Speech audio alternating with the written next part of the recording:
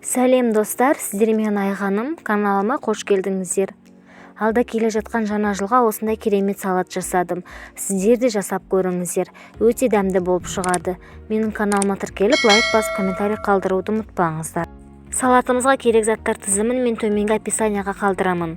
Мен алдын ала барлығын пісіріп алдым. Алдымен піскен тауықтың төс етін төртбұрыштап турап шығамыз. Содан кейін піскен картошкамызды үкіштен өткізіп аламыз. Ал қиярды төртбұрыштап тураймыз.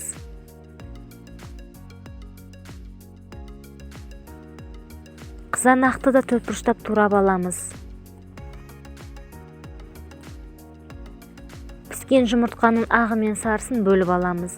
Осылай видеода көрсетілгендей. Одан кейін әрқайсысын бөлек үкіштен өткіземіз.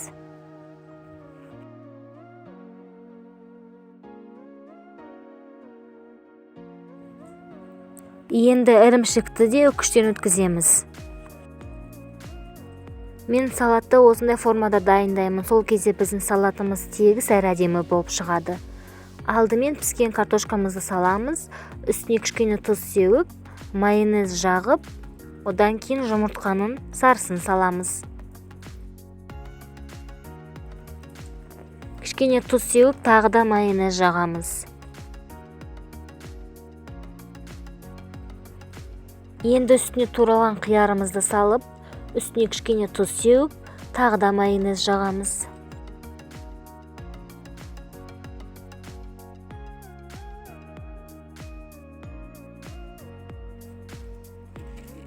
Енді үстіне піскен тауық етін салып, үстінен кішкене тұз сеуіп, тағы да майонез жағып, үстіне қызанақты салып, тұз сеуіп, тағы да майонез жағамыз. Одан кейін үкіштен өткен ірімшікті салып, тұз сеуіп, тағы да майонез жағамыз.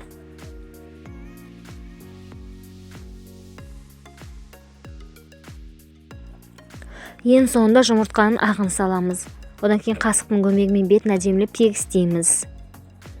Енді салатымызды формадан жайлап шығарамыз. Мен салаттың бетіне анармен әсемдеп сәндеп шығамын. Бұл міндетті емес, сәндемей-ақ осылай ұсынсаңыздар да өте әдемі болып шығады.